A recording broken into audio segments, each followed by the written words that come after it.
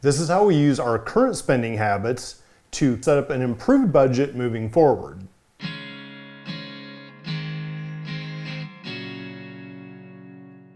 Let's say we've already gone through and we've identified the monthly bills and expenses that we don't really need and we can remove, canceling subscriptions, whatever it may be. And now we are in a position where we can create an improved budget. So we want to take the spend process that we've already done for past data, and we want to look at how to make a better version of that moving forward. So now let's take the sheet that I've just been going through and let's go back to the Money For tab.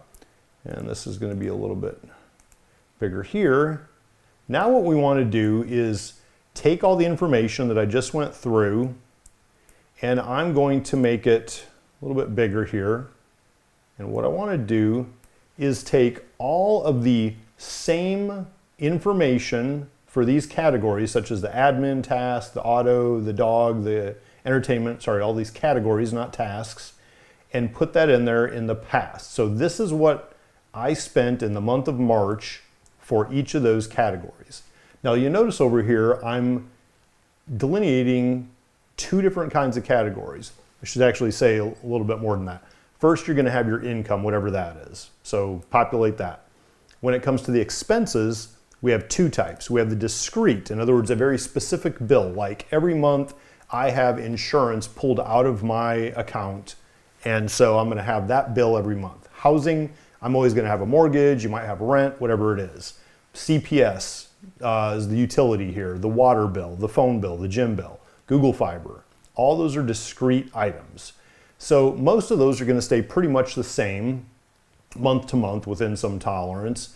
CPS can vary a little bit. Here in Texas, you have spring and fall, which last about a week or two each, probably where you're not getting hammered on your utility bill. In the summers, we get really hit because of air conditioning, right? It takes a lot of energy to run those AC units, and it's hot down here, so they're running all the time.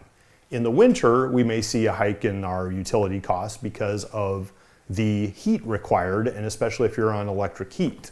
Now, all I'm saying that for in this case is that the $173 is probably about in the middle, but some bills like this, they're going to fluctuate throughout the year. So what I try to do is say, what's my average for the year? And that's going to be in my budget. So some months will be higher, some lower, but it's all going to kind of work out.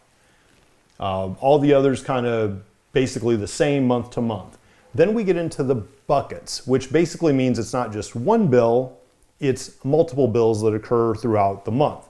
They could be from the same supplier, like most of my groceries are going to be from HEB up the street, but they're going to be a whole bunch of different receipts and expenses.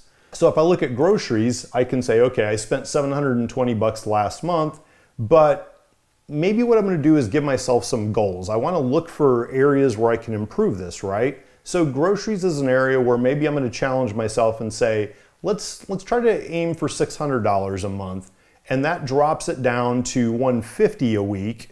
And for groceries, it's one of those things that mentally I can think a little bit more about $150 a week because I'm probably only going once a week, maybe a couple times, but it kind of is easier for me to think about. So I'm going to challenge myself to try to drop that cost a little bit. Now, the way to do this is not to go out and eat more at the drive-thru so that you're not spending as much in groceries. I rarely feel very guilty about spending money on groceries as long as I'm eating the food and it's not wasted, because whatever I do at home is going to be cheaper and healthier than if I go out to eat. So I don't beat myself up too bad here, but we want to challenge ourselves a little bit to improve. The big one here is entertainment, right? I spent $1,000 on entertainment. Now, granted, I may have had friends visiting that month. In fact, I know I did. We had some dinners and stuff. And so I know that was more than what I probably needed or should have for a monthly budget.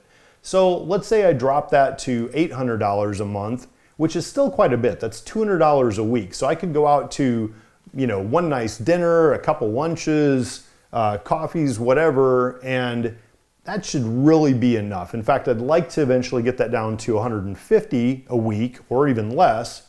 I don't drink now, so I can't really use that as an excuse.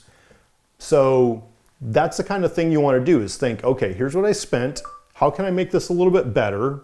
And then let's say the next month goes by and I say, oh, guess what? I really cut back. I was down to 600. Let's try to use 600 as a goal now. Looking at the dog.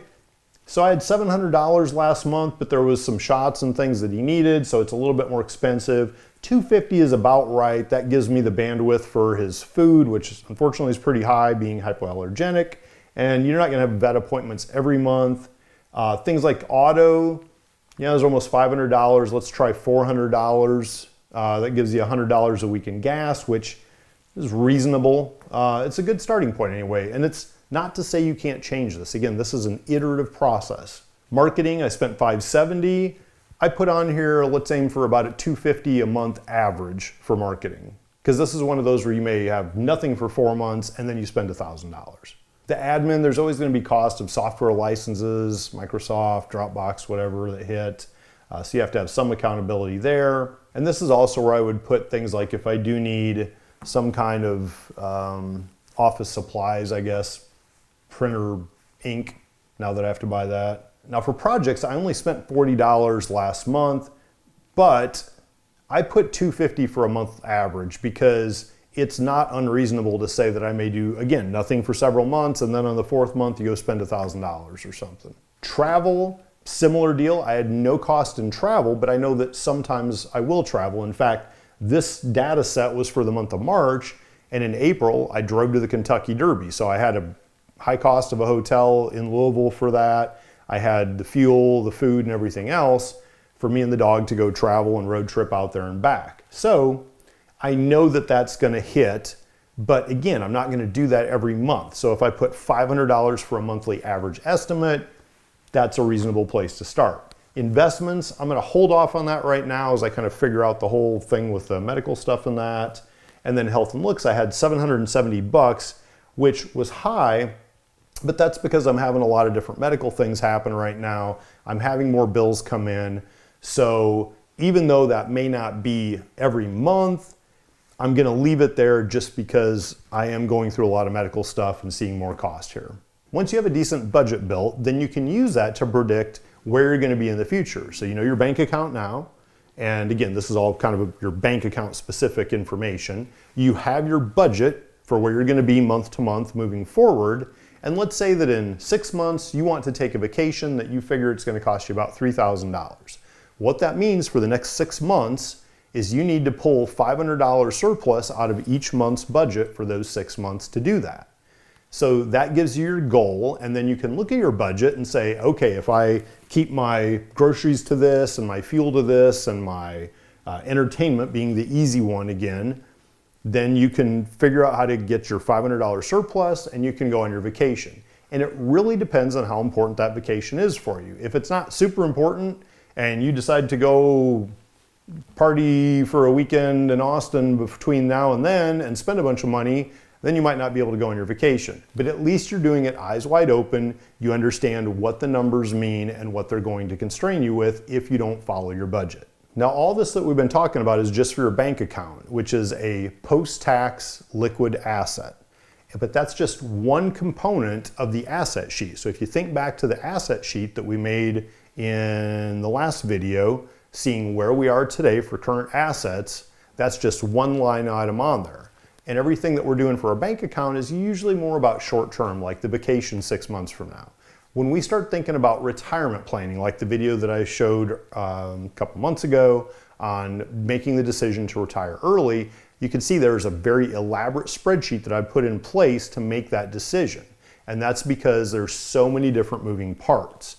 So when you take your asset sheet from before, all right, so we take our asset sheet that we built in the last video, and we have all of our pre-tax, post-tax, different assets in there. And as I said, your bank account is just one line item in that list. Now, it probably could go up here in the post-tax because it's a liquid dollar amount. I handle it a little bit differently because it's changing so fast month in and month out with our budget that we just looked at. It's not like the investment accounts where there's kind of a set appreciation or growth rate. So we take that as where we are today in a snapshot in time. And then what I've done is I use it over here on my planning for the future. So this is similar to a budget, except it's going to be on a bigger scale because it includes all the assets, and it also is for longer term. That's why I use 1 year basis here instead of 1 month basis. And most of our growth appreciation rates, they're going to be on an annual percentage anyway, so it just kind of makes sense for this. But what you do with this is you say, okay, here's all my assets. Let's start with the easy ones, right? So if we start down here with the vehicles, some of them might appreciate 1% a year, and some are going to probably depreciate 1% a year, and that's fine. We also have things like, let's say, our E-Trade account. Well, I put in here that maybe I'm going to get a 3% appreciation based on what the market was doing at that point. Now, over time, it's going to grow, right? And you're going to continually update this because this tool that I built actually pulls current asset values off of my assets sheet and then applies whatever growth appreciation rate over time in the future. So you can always be updating this, but the point is start with something. Be aware enough that you have things like appreciation and apply something, whatever your best estimate is. Same kind of thing with like I have an IRA over here with Park Avenue, and I put a 5% growth for that. Then there's other ones that are a little bit more complicated, like the retirement one. I have a 4% growth as far as appreciation goes. However, I also have a percentage of my salary and a match rate that are going into it, so you have to include that as well. You just have to think what all is going to change with this amount of my asset year after year and make sure it's included in here. There are also things like home value. That can change quite a bit too, because with home, and this was covered in a previous video on real estate looks, is the house not only is appreciating in value, but you're also paying down your loan, which means your equity in the house is gaining as well. So there's a couple ways that your net value or your net worth in the house is increasing. Everyone's financial situation is going to be unique. You're going to have different rates of change, you're going to have different goals, but this should at least give you sort of a framework to start building out your financial planning for your future. You start with the list of assets, what you have today that we covered in the last video. You create a budget to look at how to manage your bank account, ins and outs, minimize that waste. As you go forward, you cut out the waste, you trim your budget, you save more to use it for the things that you enjoy, and you end up taking all that into a big long-term planning to see where you're going to be sitting for assets in the future, which will be very useful when it comes to a point like retirement. And the whole goal for all this is to make the best use possible of your financial resources. By that I mean minimizing waste and maximizing use of it in a way that brings you the most happiness. If you haven't done so, please click the link below to subscribe, check out the YCC merch store, see if there's anything you like, and let's use casual sense.